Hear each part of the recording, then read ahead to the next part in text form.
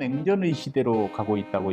결국은 각자 도생, 각각의 나라가 러시아한테 함부로 할 수 없다는 걸 너무 잘 알고 있어요. 미국은 절대 오판하지 않을 것이라고 생각하는 것 자체가 오판이었어요. 섣부르게 핵카드를 꺼내기는 어렵다, 이렇게 이게 판단한다는 아주 거예요. 미국식 아주 얄미운 정책.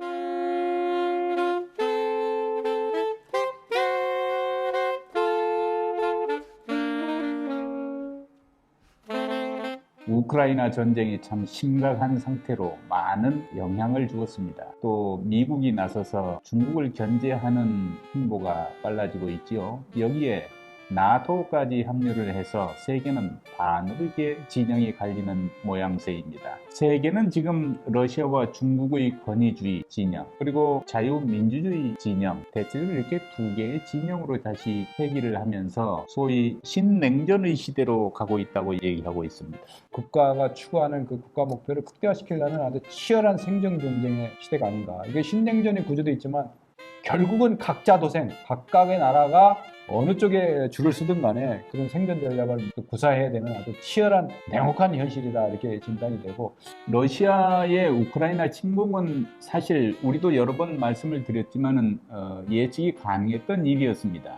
나토의 동진이 멈추질 않고 계속 동쪽으로 이동을 하는 과정에서 러시아는 많이 불안했고, 냉전과 함께 그 권위를 땅으로 추락시켜야만 했던 러시아로서는 자존심의 회복을 꿈꾸는 야망이 숨겨져 있었습니다. 이 우크라이나 전쟁이 바로 그 폭발 지점에서 나타난 현상이었다, 이렇게 보는 것이죠. 역시 푸틴은 과거의 영화를 되찾고자 하는 그 야망을 드러냈고 앞으로 쭉 가려고 할 겁니다. 그 푸틴의 그 기본 전략은 그런 것 같아요. 현재 추세로도 스테이터스코, 현상 유지를 계속 해갖고는 비전이 없으니까 이걸 판을 한번 확 뒤집어 엎는 선택을 한 것이죠.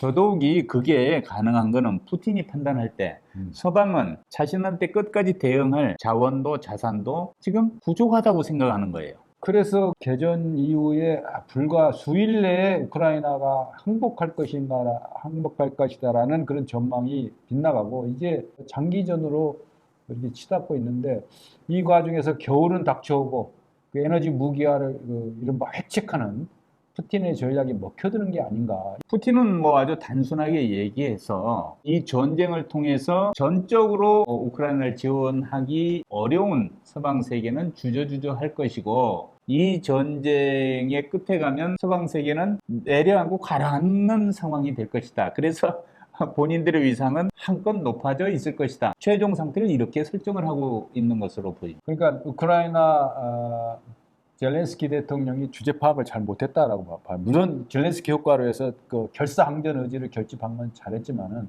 사실상 핵무기를 가지고 있는 것도 아니고 나토에 가입한 것도 아니고 애매한 상태에서 푸틴의 그 의도를 잘못 판단한 것이 아닌가, 이렇게 생각이 되는데, 분명한 거는 그럼에도 불구하고 각자 도생의 그런 그 추세가 있음에도 불구하고 각 나라가 살아남기 위해서는 신냉전 구조에서 어느 편이든 자유민주주의 진영이든 권위주의든 독재 체제에 갖다 편승하든 간에 그 줄을 서지 않으면은 국가 안보를 확실하게 담보하기 어려운 상황이 아닌가. 그런 측면에서 지금 그 최근 그 우크라이나 인근에 있는 폴란드에서 대한민국 그 방산 무기를 수입하기 위한 그런 어떤 구매 러시 행렬까지 이루어지고 있는데, 여기서 신냉전 체제가 더 고착화되는 거 아니냐는 그런 분석이 사실 설득력을 갖고 있는 것도 사실입니다. 지금 우크라이나는 러시아가 점령하고 있는 땅이 전체 국토의 거의 20% 정도 됩니다. 그런데 그 20%라고 해도 그게 한반도보다 넓은 땅이에요. 그렇죠. 엄청난 국토를 지금 러시아가 이제 점령한 상태란 말이죠. 이 상태를 꾸준히 가다 보면 유럽에 있는 많은 국가들이 에너지 때문에 러시아한테 함부로 할 수 없다는 걸 너무 잘 알고 있어요. 그리고 우리가 관심을 갖는 것은 미국의 전략, 미국의 안보 전략이 한반도에 미치는 영향이 무엇인가라는 그 맥락에서 미국이 좀 너무 바쁜 거 아닌가. 미국이 뭔가 구도는 형성해 놨는데 이것을 뒷감당을 못해서 미국 자체도 혼란에 빠진 것이 아닌가라고 얘기했죠. 그러니까 냉전이 종식되면서 세계가 자유교역이 활성화되고 세계화가 진전이 되고 상호 의존성은 계속 높아지는 그 혜택을 잘 누리며 살았습니다. 중국과 같이 저비용 고생산 국가들이 생산해내는 값싼 물건을 가서 향유하면서 싼 값에 행복을 구가하며 살았지요. 이걸 기반으로 중국이 이제 점점 올라오다 보면 권위주의가 없어지고 민주화가 이루어지면서 미국의 우위가 계속 갈 거라고 생각을 했어요. 그런데 이게 웬걸? 이 권위주의는 계속 유지한 상태로 치명적으로 미국의 권위에 도전하는 이상까지 가고 있단 말이죠. 그러니까 굉장히 위기감을 느낀 거예요. 미국은 이걸 놓친 거예요. 그 권위주의가 어서리티브 리짐이라고 하는데, 권위주의 정권이 중앙 집권적 권력이 더 강화되는 권위주의거든요. 국가의 권위를 향유하는 그런 류의 좋은 의미의 권위, 어소리티가 아니고, 그 권위주의 국가가 그런 어떤 주변국이나 자기의 영향력을 계속 확대를 하면서 푸틴처럼 침공도 하고 중국처럼 이렇게 영향력을 확대하기 때문에 이 강대국 간의 패권 경쟁이 더 심화되는, 그리고 군사적인 영역뿐만 아니라 경제 영역에까지 심대한 타격을 주는 현상이 벌어지고 있는 거죠. 그러니까 팩스 아메리카나를 믿고 있었던 사람들의 이야기는 과거에 중국이 세계의 공장으로서의 역할을 하면서 민주화가 되면 앞으로도 수세기 동안 미국보다 밑에서 서비스 프로바이더의 역할만 할 거라고 생각을 했는데, 이게 웬걸? 이 중앙 집권적인 강한 권위주의에 의존해서 국가는 계속 치고 올라오고 그 패권의 경쟁 상대의 지위를 넘어서 아예 패권을 차지하는 그런 위협을 가하니 굉장히 위험해진 거죠. 그러니까 미국은 절대 오판하지 않을 것이라고 생각하는 것 자체가 오판이었어요. 전략적 착시 현상, 냉전이 종식되고 피스 디바이던드, 평화의 과실관을 어떻게 나눌 것인가, 이런 논의하고 있었는데 그것이 착시 현상이었고 오판이었다라는 것이 미국 스스로 고백하고 있고, 트럼프 시대에 백악관 안보보좌관을 했던 맥메스터의 증언을 보더라도 과거에 이제 유명한 실주 장관의 사례까지도 인용을 하면서 명언을, 군사력이 뒷받침되지 않는 외교력은 힘을 얻을 수 없고 그것이 더 허상에 불과하다라는 그런 말을 했죠. 그런 군사력이 외교력의 영향 요소다, 이렇게 진단을 했습니다. 그러니까 이제 협상과 평화도 힘이 뒷받침될 때 그것이 효과를 갖는다는 뜻인데, 그렇다고 힘만 내세우게 되면 강대강 구도가 심화돼서 세계는 늘 더 불안해질 수 있습니다.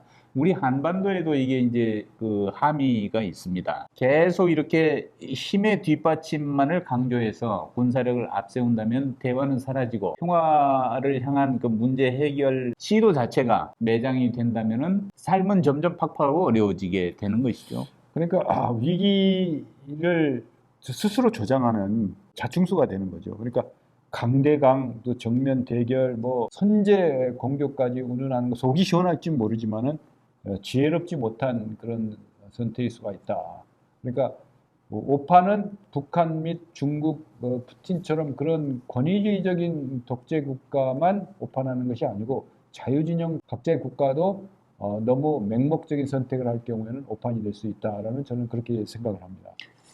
북한이 핵을 사용할까 하는 질문에 대한 맥메스터의 견해는 비교적 부정적으로 평가를 하는 것 같습니다. 푸틴은 우크라이나에서 핵무기를 사용하지 않을 것이다 라고 믿고 있고, 북한도 핵무기를 쓰겠느냐 하는 문제와 관련해서는 미국의 3대 핵 전력이 워낙 압도적이기 때문에 섣부르게 핵카드를 꺼내기는 어렵다, 이렇게 판단을 이게 한다는 아주 거예요. 미국식 아주 얄미운 정책이라고 하는데, 미국이 핵우산을 늘 강조를 하면서도 한국은 미국을 믿고 한미동맹을 믿고 절대 핵 논의를 하거나 핵을 개념으로 한 군사작전을 개발하거나 핵 교리를 하려는 생각 아예 말아라. 이것은 확전 억제 전략에 의해서 미국의 어떤 일임을 해라, 이렇게 되기 때문에 대한민국에서 구상하고 있는 한미연합 방위태세의 각종 군사작전 계획이 핵 문제는 현실적 위협으로 닥쳐 있는데 논의에서 완전히 빠지는 구조로 돼 있어요. 그래서 맥메스터의 얘기도 쭉 보면은 분명한 가이드라인 같은 게 있는데, 그것은 한국이 핵무기를 확보하려는 노력이나 그런 시도 자체를, 이것이 동북아의 비확산 체제를 흐트리는 아주 우매한 선택이라고 하면서 미국의 핵우산을 믿어라고 한번 분명한 선을 확 그어놓는 그런 것을 볼 수가 있습니다. 네. 맥메스터는 지난 트럼프 정권 시절에 쓴소리를 서슴지 않다가 트윗으로 해고를 통보받은 아주 재미난 사건도 있었습니다. 그 가만히 서남열 박사나 이 시국 TV의 그 주도해 나간 두 사람 얘기를 들어보면 이거 어떤 측면에서 한국판 미스터 쓴소리들 아닌가 이런 생각이 들어요. 너무 지금 살아있는 권력에 대한 비판도 가하고 어떤 때는 그 어떤 옹호도 하고 하는 그런 것을 볼 수 있는데 이게 다 국가 안보를 올바른 방향으로 이끌어 나가야 된다라는 국민적 욕망을 담아내기 위한 그렇죠. 노력 아닌가 이렇게 생각이 됩니다. 안보를 향한 지혜를 짜는 것은 처절하게 냉철하게 판단을 하고 또 철저하게 안보를 생각하는 것이지 정치 상황이나 이해관계를 좌면무고하는 것은 배제해야 된다고 생각합니다.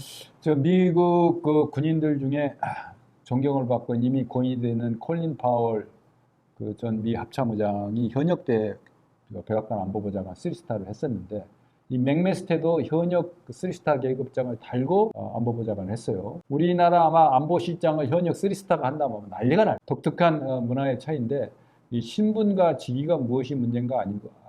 그 중요한 것이 아니고 어떤 전략적 사고 능력과 의사결정을 보좌할 수 있는 능력이 있는가라는 측면에서 때로는 그 미스터 쓴소리 아니라 그 이상의 그 아니되옵니다라고 강력하게 주장할 수 있는 그 소신도 있어야 된다고 저는 봅니다.